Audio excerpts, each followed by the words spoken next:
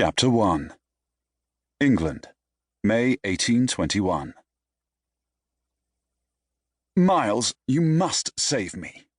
Miles Beresford folded down the edges of his newspaper and met the harried gaze of his twin brother, Justin, who was standing in the doorway of Miles's study.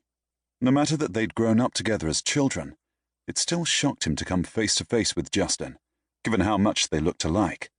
Though they'd been born only minutes apart and were mirror images of each other, their temperaments couldn't have been more different. Justin, the elder, was all decency and goodness. A fair man, a pleasant man.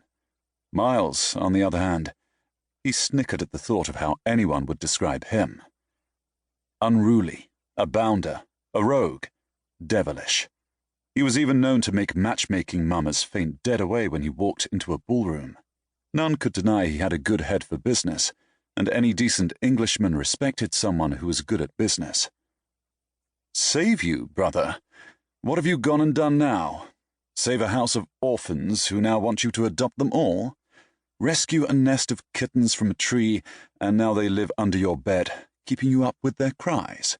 Carry a pretty young damsel miles in the rain after she twisted her ankle, and now she wants to marry you?" Justin frowned, his dark brown eyes holding no glint of their usual humour at Miles's teasing. "I'm quite serious, Miles. I need your help." It was normal for Miles to tease his brother about being such a stand-up gentleman.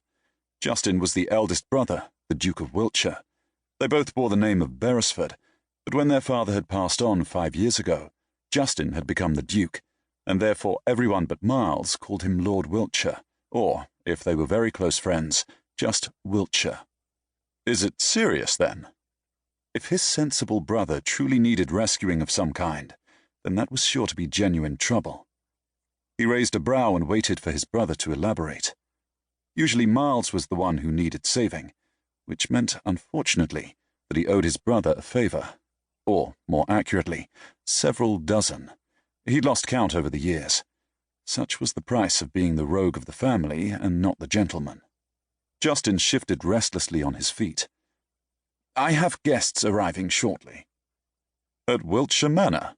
Miles asked. As a duke, Justin often hosted house parties, but he rarely needed rescuing from them. He was the perfect sort of man to host a delightful dinner, a musical gala, or even a vigorous fox hunt. This made Miles infinitely curious as to what sort of guests would strike fear in the heart of his sociable and likable brother. The look of consternation upon his face filled Miles with curiosity. He set the paper down on his desk and leaned forward. The study in which they sat was quiet, the only sound being the tick of the clock on the mantel above the fireplace. Miles may have been a rogue, but he kept his estate, Beresford House, orderly and comfortable, even if it was a bachelor residence. More often than not, Justin would ride over from Wiltshire Manor in the morning, and the two of them would share breakfast and catch each other up on news. "Justin, why do you need saving? Seeing as you are the one who invited them, you ought to be able to deal with them. You know I'm not a good guest. I find myself rather bored with innocent young ladies. Now, if it's a lusty widow you need distracted, I'd be more than happy to oblige." "Well, it does involve a few ladies coming to the house, and I do need your help with them. But no lusty widows, I'm afraid." Justin raked a hand through his dark hair, mussing it. Miles tended to keep his hair a little longer than was fashionable, if only to turn heads and cause scandal. "Oh, no. The last time you asked me to seduce a woman to keep her out of your way, I almost ended up leg-shackled to Freddie Ponsonby's little sister. Do you have any idea what that would have done to a man like me? Married to that little red-headed creature? She was far too quiet for my tastes, and her brother is a notorious dandy. Can't have one of those in the family, dreadful bore. Last dinner we were at, he spent the entire meal discussing the cut of one's waistcoat and the style of folding one's cravat. Are you done complaining? I'm more than happy to remind you that you owe me, little brother." There was a hint of humour in his brother's eyes that hadn't been there before. It reminded Miles of when they were lads, and Justin had raged about some scheme or another